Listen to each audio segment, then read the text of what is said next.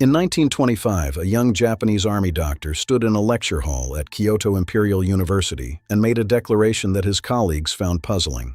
He said that biological warfare was the most powerful weapon in existence, that it was cheap, scalable, invisible, and unstoppable, that the nation that mastered it would dominate the next century of warfare. His name was Shiro Ishii. He was 33 years old. He was brilliant, charming, politically connected, and completely without conscience. His colleagues smiled politely and moved on. Nobody took him seriously. 10 years later, he commanded the largest biological warfare program in human history, a secret facility in occupied China where thousands of human beings were used as living test subjects, for experiments so extreme they have no parallel in recorded medical history. He was not a fringe figure. He was not operating in secret from his own government. He had the full knowledge, the full funding, and the full blessing of the Imperial Japanese Army. When the war ended in 1945, Shiro Ishii disappeared. Japanese authorities listed him as dead. His facility was demolished. His records were burned. His victims, those who had survived, were killed. Then American intelligence found him, living quietly, very much alive. They sat across a table from the man who had ordered the torture and murder of thousands of human beings. And they made him a deal. To understand Unit 731, you have to understand what Imperial Japan believed about the world in the 1930s. Japan had been transformed in just 60 years from a feudal island nation into a modern industrial empire. It had defeated China in 1895. It had defeated Russia in 1905. The first time in modern history an Asian nation had defeated a European power in war. It had emerged from World War I on the winning side. But Japan's military and political leadership believed the country was being strangled. It had no oil, no iron ore, no rubber, no raw materials of its own. And the Western powers, Britain, France, America, controlled the resources of Asia through their colonial empires while slowly cutting Japan out. The solution, in the minds of Japan's military planners, was expansion. A greater East Asia co-prosperity sphere, an empire that would give Japan the resources, the territory, and the dominance it believed it deserved.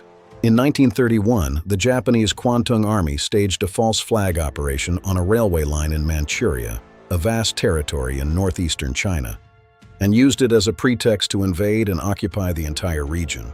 The Chinese government protested. The League of Nations condemned the invasion. Japan withdrew from the League and continued. Manchuria became Manchukuo, a Japanese puppet state. And it became something else, a laboratory. Far from Tokyo, far from journalists, far from international observers, the Kwantung Army could do things that could never be done on Japanese soil. In 1935, construction began on a facility 6 kilometers southeast of the city of Harbin in Manchuria. The local Chinese villagers were given 3 days to leave. Those who refused were removed by force. Their homes were demolished. Their farmland was flattened. In their place rose a complex unlike anything that had ever been built. Over 150 buildings across 6 square kilometers, surrounded by high walls, electrified fences, and round-the-clock armed guards. It had its own power station, its own railway connection, its own airfield. It was disguised for the outside world as a water purification facility. Its official name was the Epidemic Prevention and Water Purification Department of the Kwantung Army. It appeared on no sensitive documents. It received no mention in official communications that could be intercepted. Inside, at its peak, it employed over 3,000 staff, doctors, scientists, technicians, guards, administrators. Many were graduates of Japan's finest medical schools. Some were among the most promising researchers of their generation. At the center of the complex were the prison blocks. The cells were small. The windows were barred. The prisoners, who arrived by truck, by train, sometimes hooded and shackled, were processed, photographed, assigned a number, and placed in a cell. They were not given names in the records, numbers only. This was deliberate. A name creates a person. A number creates an object. The prisoners were told various things to keep them calm, that they were being held for questioning, that they would be released. Some were told nothing at all.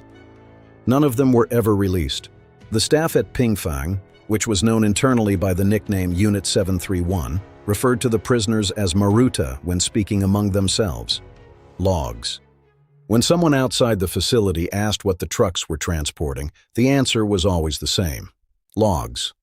The capacity of the prison blocks was approximately 400 prisoners at any one time. Over the course of Unit 731's operation, the estimated number of people who passed through those cells and died there ranges from 3,000 to over 10,000. Every single one of them entered alive, not one left. The experiments conducted at Unit 731 were not random acts of cruelty. They were methodical, documented, and directed towards specific scientific goals. That is, in some ways, the most disturbing thing about them. The primary focus was on infectious disease, specifically on understanding how plague, cholera, typhoid, anthrax, and other pathogens killed the human body, and how to weaponize them most effectively. To study this, prisoners were deliberately infected by injection, by contaminated food and water, by exposure to infected fleas and insects, and then observed as the disease progressed. No treatment was offered. The point was to watch the disease, not to stop it. When a prisoner's condition reached a stage of particular scientific interest, they were taken to the operating theater. There was no anesthesia. The decision not to use anesthesia was not oversight, it was policy. Ishii and his team believed, and documented, that anesthesia altered the results. That to get accurate data on how organs behaved during disease progression, the subject needed to be fully conscious. Prisoners were dissected alive. Their organs were removed and examined while they were still breathing. Their responses were recorded. The frostbite experiments subjected prisoners to extreme cold, sometimes temperatures of -40 degrees, until their limbs were frozen solid. Researchers then tested different methods of rewarming, carefully documenting which methods caused the most severe tissue destruction. Pressure experiments placed prisoners in sealed chambers where atmospheric pressure was increased until blood vessels burst, until eyes hemorrhaged and prolapsed. The results were noted.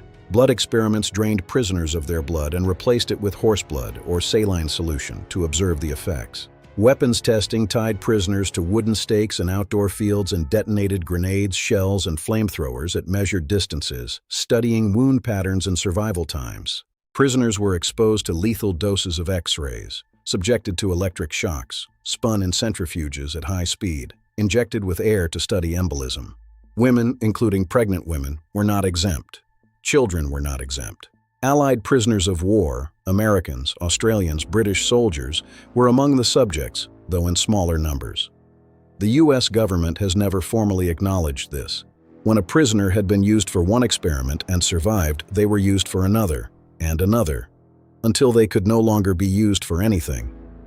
At that point, they were taken to the crematorium, and the next Maruta took their place. Unit 731 was not merely a research facility, it was a weapons development program, and Shiro Ishii intended to use what he had learned. From the late 1930s onward, Unit 731's Biological Warfare Division moved beyond the prison blocks and began testing its weapons on the civilian populations of occupied China. The method was ingenious in its brutality. Ishii's team had determined that plague was most effectively spread not by direct injection, but by fleas, specifically the Oriental rat flea. Unit 731 bred fleas by the tens of millions. They infected them with plague. They loaded them into ceramic bombs, specially designed containers that would shatter on impact without destroying the fleas inside, and loaded those bombs onto Japanese aircraft. In October 1940, Japanese planes flew over the Chinese city of Ningbo and released their cargo. Days later, the plague broke out. Similar attacks were carried out against Changde, Kuzhou, and other Chinese cities. Cholera and typhoid were introduced into water supplies. Contaminated food was distributed through networks of collaborators. The attacks were carefully timed and documented so that Unit 731 could study the real-world effectiveness of their weapons. The human cost of Japan's biological warfare program in China is almost impossible to quantify. Conservative estimates place the number of Chinese civilians who died from Unit 731's field operations at over 400,000.